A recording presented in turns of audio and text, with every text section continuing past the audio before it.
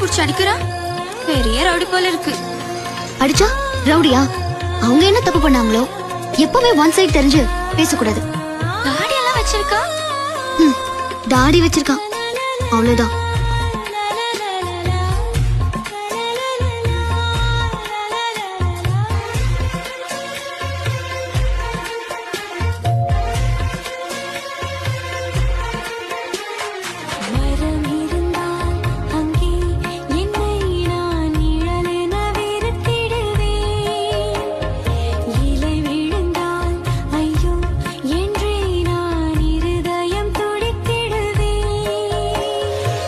எனக்கு தெரியும் இவன் வருவான்.